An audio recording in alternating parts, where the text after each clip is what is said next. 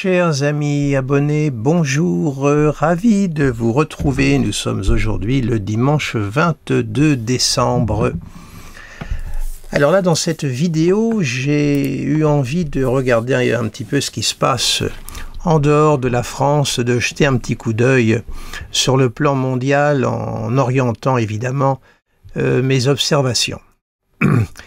Alors, je ne sais pas si vous aviez suivi mon entretien avec Alexandra. J'avais fait un entretien avec elle. Elle m'avait gentiment invité à venir m'exprimer sur sa chaîne YouTube. Et durant cet échange, j'avais particulièrement insisté sur le cycle Saturne-Neptune, en expliquant ce qu'il véhiculait symboliquement. Et ensuite, c'est retombé à la fois sur le plan individuel et également sur le plan collectif. Et j'avais entre autres précisé que ce cycle allait marquer des renversements de régime, des guerres civiles, bref, des soulèvements de gens qui sont maintenus dans la misère, la précarité, ou qui sont privés de liberté, qui sont bâillonnés. Des personnes à qui on va imposer le silence imposé à la multitude. Saturne, le silence, la multitude, Neptune. Alors il y a une petite chose aussi que je tenais à préciser, je vais en profiter puisque je m'adresse à vous. Alors on sait tous dorénavant, vous l'avez entendu, je l'ai moi-même dit, que le cycle Saturne-Neptune régit entre autres l'histoire de la Russie et de l'Union soviétique jadis. Alors cette observation-là, on la doit à monsieur Armand Barbeau. Je tenais quand même à le préciser parce que maintenant, on va tous bon train, on reprend maintenant cette observation et puis voilà, sans citer la personne qui en est à l'origine et qui avait observé les corrélations qu'il y avait entre le cycle Saturne-Neptune et l'ex-Union soviétique et à présent la Russie. Et on voit que la formation du cycle Saturne-Neptune va se reformer l'année prochaine et sera réellement à son niveau le 20 février 2026 et on voit qu'on est en train de s'acheminer vers la fin du conflit russo-ukrainien, sans omettre que M. Vladimir Poutine est né sous le cycle Saturne-Neptune puisqu'il le contient dans son thème, ce qui est quand même très significatif de sa vision qu'il a de la Russie. Bon. Donc je tenais quand même à faire cette précision et à saluer M.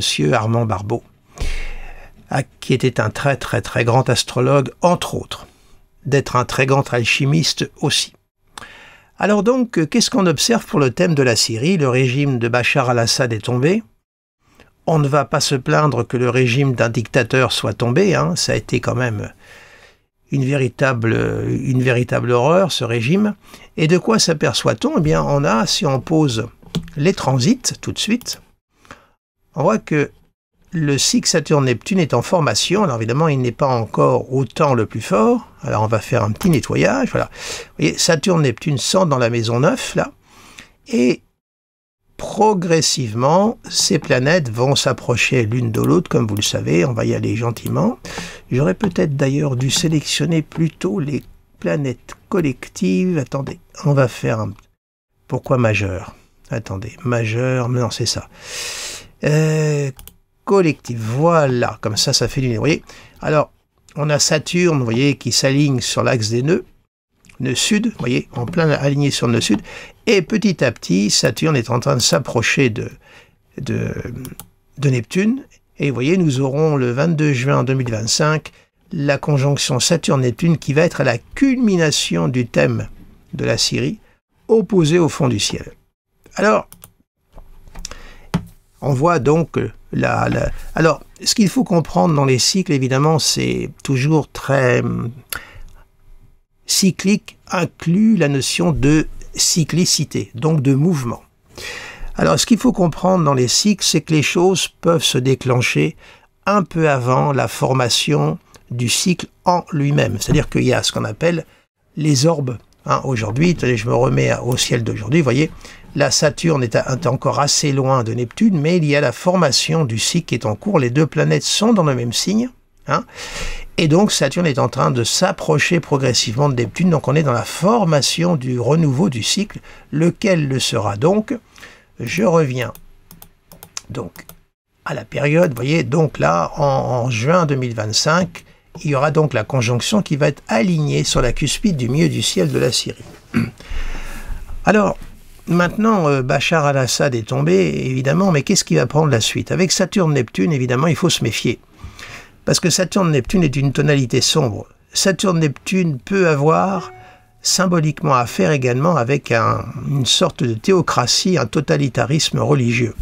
Vous savez, quelque part, Saturne-Neptune a régi le marxisme, donc il y avait quand même une vision au centre du marxisme, évidemment prolétaire de tout pays, unissez-vous. Il y avait une vision, je dirais, très utopiste, et avec Saturne-Neptune va symboliser également le Komintern, la centralisation du pouvoir.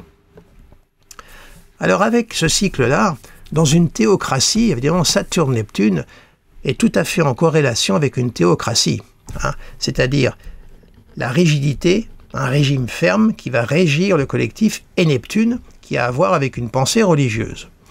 Et tout ça, ça se passe en bélier. Et on sait que l'actuel leader dont j'ai oublié le nom, Al-Jolani, je crois, quelque chose comme ça, est pour imposer la charia. Soyons clairs. Il ne faut pas oublier l'Afghanistan. Lorsque les talibans sont arrivés, certains chroniqueurs ici ont cru aux talibans modérés. Ça n'existe pas. La charia n'a rien de modéré. Il ne faut pas tomber dans le panneau. Donc le danger, là, c'est de voir se reformer une théocratie, un régime ferme, dur, en Syrie. C'est le risque qui plane, vous voyez, avec cette configuration-là. Vraiment, surtout qu'il y a l'opposition au Soleil, un petit peu avant, qui va se faire, lequel Soleil dispose de Pluton, et vous voyez que cet aspect-là, Saturne-Neptune va aller au trigone de Pluton. Donc on est vraiment là dans des planètes noires, des planètes sombres. Je vous ramène à la symbolique sur le plan mondial. Ne me faites pas du yo-yo avec la symbolique sur le plan individuel, surtout pas. Donc on voit quand même qu'il va y avoir un trigone, Saturne-Neptune au trigone de Pluton. On est quand même dans des valeurs de régime fort, totalitaire, avec un pouvoir ferme et centralisé. Donc, le risque de voir encore un nouveau régime de ce type s'installer en Syrie est quand même assez grand et assez fort. Surtout que, dans le même temps, il y aura Pluton qui va former le sextile et Uranus qui va arriver sur Saturne, donc reconstruction, puisque la Syrie est née sous le cycle Saturne-Uranus, comme vous pouvez le constater. Voilà. Donc Uranus est en train de revenir pratiquement sur sa position natale. La Syrie va vivre une révolution uranienne très rapidement, puisque l'année prochaine, Uranus va rentrer un tout petit peu en Gémeaux. Tenez, on va avancer un petit peu. Vous voyez, à partir du mois de juillet, Uranus fait son entrée en Gémeaux, et il va y rester 4 mois. Et ensuite, il va rétrograder à nouveau. Donc on a un retour d'Uranus sur Uranus, on a une révolution uranienne. Alors, donc on voit qu'il va y avoir un refondement donc, du régime, mais avec quand même cette centralisation, la culmination. Alors, maintenant, Uranus-Pluton encadre cette conjonction Saturne-Neptune. Est-ce qu'il va y avoir un encadrement au niveau des pays alentours? On sait que l'actuel leader du mouvement de rébellion qui a renversé le régime de Bachar al-Assad, sa tête est mise à prix aux États-Unis, parce que c'est un ancien du Hezbollah, donc sa tête est mise à prix par l'Amérique. Donc, si vous voulez, la stabilité encore en Syrie n'est pas du tout faite, et elle n'est pas encore près d'être faite, mais l'année prochaine, quand on va arriver au mi-temps de l'année 2025, à mon avis, les choses vont commencer à bouger. Alors, est-ce que ce régime-là qui va se mettre en place va être dépendant aussi des aides extérieures et qu'il va être encadré et donc limité dans son essor? J'ose espérer que ma vision est juste, mais elle est peut-être un petit peu trop optimiste. Mais il y a quand même cet encadrement Uranus-Pluton qui sont deux planètes également très totalitaires en elles-mêmes, soyons clairs. Là, on a l'individualisme et on a le pouvoir dans l'ombre. On a les deux réunis qui convergent quand même vers Neptune, vous voyez.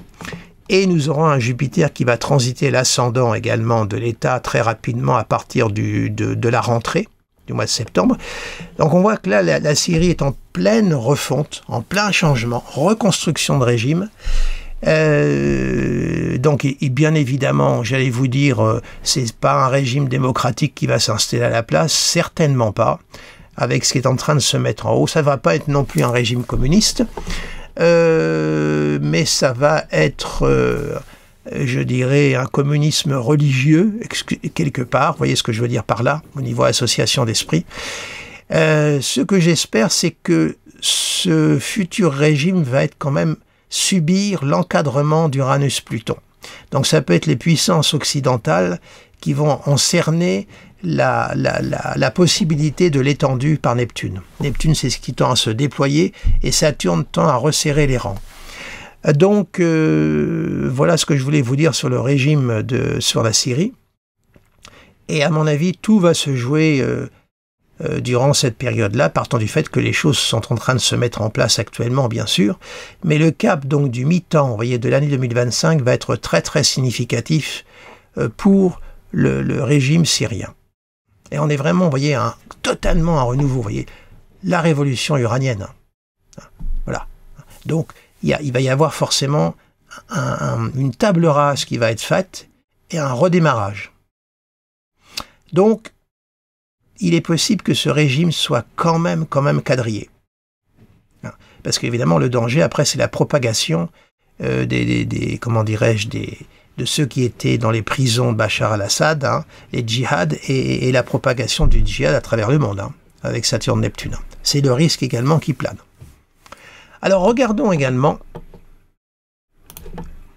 Ah, c'est la Syrie, là, j'en veux plus, va-t'en. Regardons également l'Iran.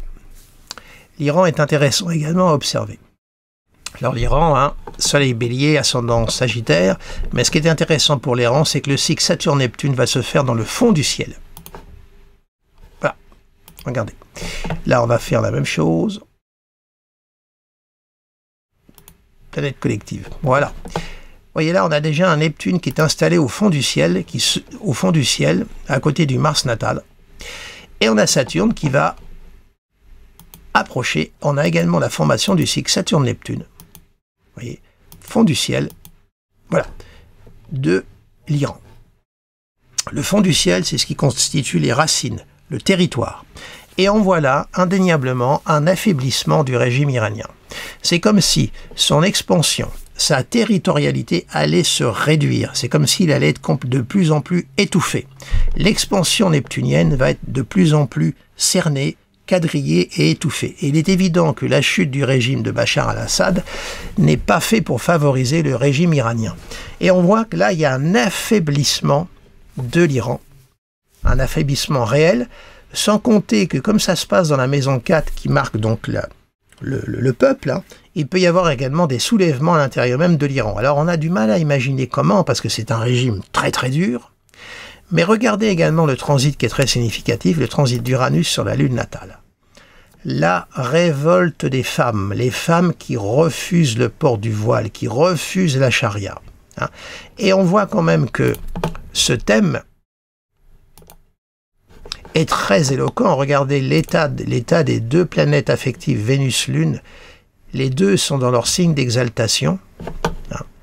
Mais Vénus reçoit l'opposition de Saturne. Et les deux planètes, la Lune, Vénus, sont au carré l'une de l'autre. On voit vraiment la manière dont et la Lune est opposée à Uranus. Pardonnez-moi, j'ai oublié de vous le préciser. On voit comment ce régime-là, Saturne-Uranus, il n'y a pas plus sec, plus étroit. Et on voit que ça touche précisément les deux planètes de la beauté et de la féminité. Et là, actuellement, nous avons cette révolution qui part des femmes. Uranus est en train de transiter la Lune au carré de Vénus, c'est l'émancipation des femmes. Uranus, c'est la liberté, l'émancipation qui touche le symbole lunaire. Ces femmes qui refusent, qui ne veulent pas subir les dictates de cette société, de cette théocratie et de ce mouvement donc de la charia, et qui se révoltent. Et vous voyez que Uranus va progressivement arriver au trigone de Pluton, puisque Pluton aspecte également la lune natale. Donc on voit que là, il y a un mouvement un mouvement d'insurrection qui part des femmes, qui est au sextile de Mars. Donc ce mouvement-là peut prendre encore un peu plus d'ampleur. C'est-à-dire qu'il est possible que ce pays tremble sur ses assises, connaisse un mouvement, un soulèvement dont l'origine viendra des femmes. C'est fort probable parce que ces femmes-là qui sont engagées, elles sont d'un courage absolument admirable et elles ne vont pas lâcher. C'est clair, il est enclenché et elles vont aller jusqu'au bout. C'est également le cas en Afghanistan. Hein. On voit qu'il y a un soulèvement. De toute façon, vous savez, les renversements de régime commencent toujours par un groupe de personnes qui se mobilisent, qui se révoltent et ensuite, avec Neptune, ça fait tache d'huile. Et on voit quand même que cette conjonction Saturne-Neptune transite le Mars natal. Donc ça peut marquer vraiment, là, un affaiblissement et à l'intérieur même de l'Iran. Donc on voit que l'Iran est en état de faiblesse, en état, je dirais, d'effondrement intérieur, avec une limitation de son étendue et de son expansion. Voilà un peu l'interprétation que je fais de l'état actuel des choses en Iran. Et maintenant, on va aller voir autre chose.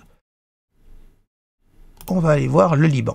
Alors le Liban, c'est aussi intéressant, vous voyez, parce que nous avons un Uranus qui culmine, et nous allons avoir, pas tout de suite, mais prochainement, alors là c'est pareil, collectif, voilà.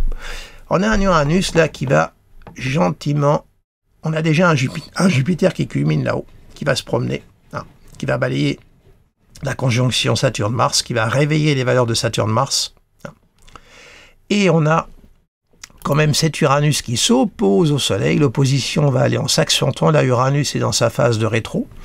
Mais Uranus va s'avancer du Soleil. Alors, on sait que le Liban est un pays, c'est une mosaïque au niveau des diversités qu'il y a dans ce pays. Et on voit qu'Uranus, là, est opposé au Soleil et s'approche peu à peu du milieu du ciel. Donc là, on voit aussi qu'il va y avoir également un changement au sein du Liban, un renouveau.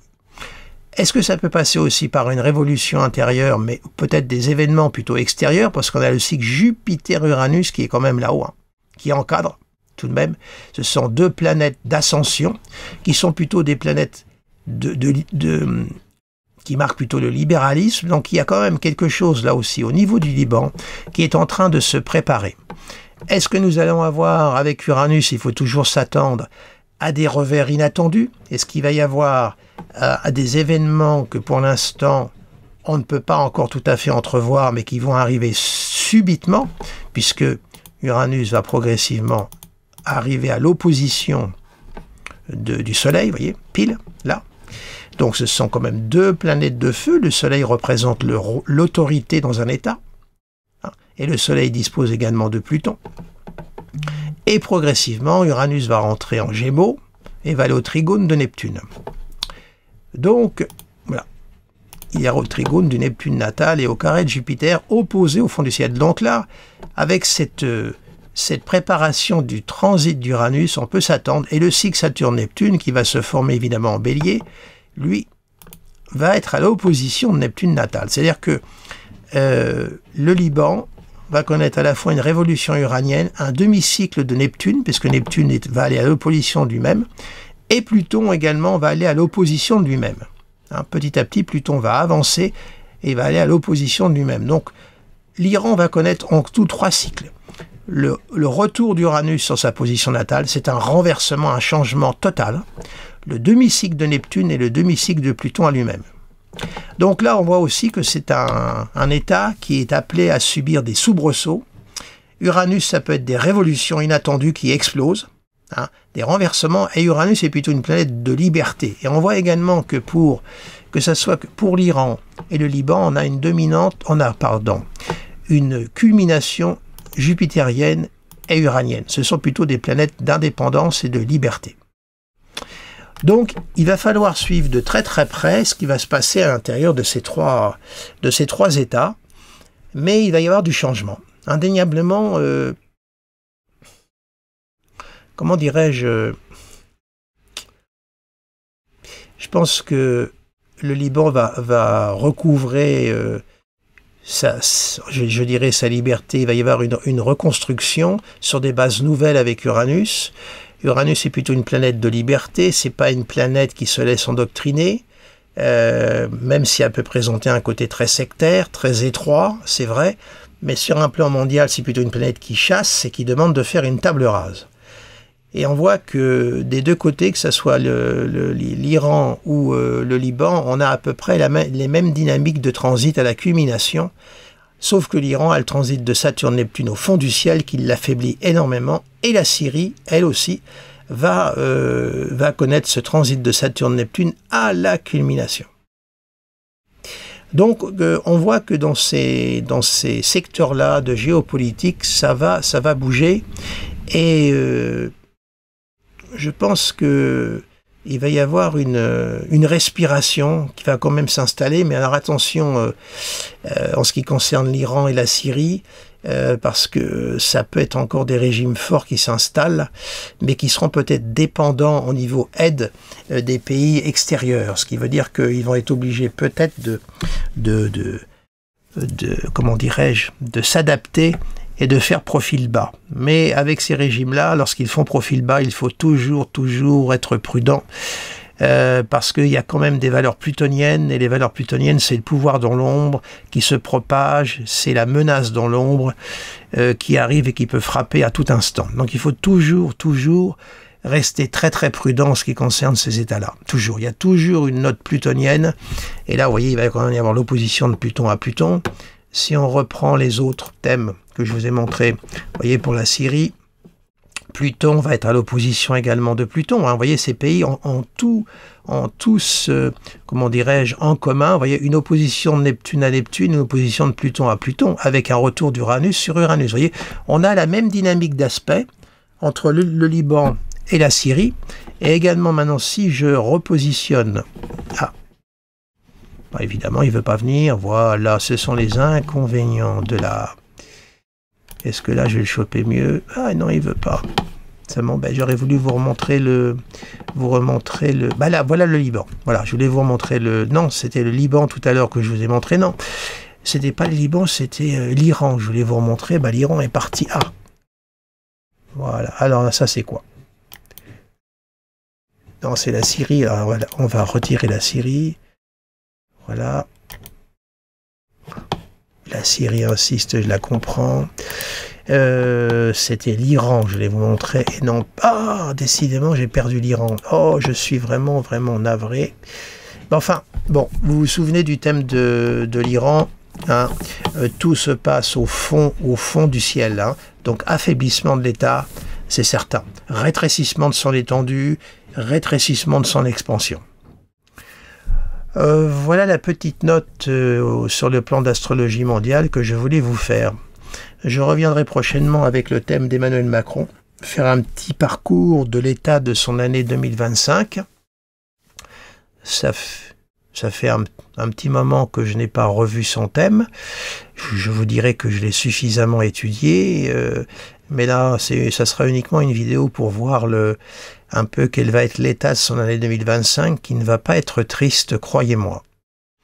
Voilà, bah écoutez, je vais donc stopper cette petite note d'astrologie mondiale. Je vous souhaite un beau dimanche, et puis je vous souhaite un très joyeux Noël. Passez-le en famille. Si vous avez encore de la famille, profitez-en. Hein. Le temps passe, et puis au fur et à mesure, évidemment... certains s'en vont, et voilà, c'est le cycle de la vie est là, on ne peut rien contre ça. Si l'homme avait vraiment conscience qu'il est éphémère, que sa vie repose sur rien, une nanoseconde, et puis c'est la fin, mais non, il n'y a rien à faire. L'homme vit avec ce sentiment en lui d'immortalité, que le monde lui appartient, que le pouvoir matériel va faire son bonheur, enfin je sais pas. Il y a quelque chose dans tout ça d'incompréhensible. Les sommes d'argent qu'on dépense pour le déséquilibre du monde, faire des guerres, on n'est pas capable de les dépenser pour créer de l'équilibre. C'est quand même incroyable quand on s'arrête une seconde et qu'on pense simplement à ça. On investit de l'argent dans la menace, dans la terreur, dans des puissances de destruction, mais on ne les consacre pas à l'équilibre, à la paix, à l'évolution. C'est quand même incroyable quand on s'arrête 2 secondes. Il y a quelque chose qui tourne pas rond dans la tête du bipède que nous sommes. Moi, j'avoue que j'ai du mal à comprendre. C'est quelque chose qui m'effare. Peut-être que vous allez considérer mes réflexions un peu naïves, je l'entendrai parfaitement, mais je ne comprends pas. Il y a quelque chose qui me... Vous avez de l'argent et vous allez la consacrer à la destruction. C'est quand même effarant. C'est effarant. Bref. Écoutez, je vous souhaite un très très beau dimanche. J'espère qu'il va faire beau parce que là, nous sommes le matin. Il est exactement 8h30, l'heure à laquelle je vais boucler ce petit survol très succinct au niveau mondial. J'ai été très très très succinct. J'ai pas voulu vous faire une vidéo trop longue et qui soit trop fastidieuse à entendre. Sur ce, je vous dis à bientôt. Les nouveaux abonnés, les nouveaux venus, abonnez-vous, mettez-moi un petit pouce en l'air, comme ça va référencer ma vidéo. Et puis, n'hésitez pas à vous abonner également à mon site internet, comme ça vous serez averti de toutes mes mises à jour. Sur ce, bonne journée.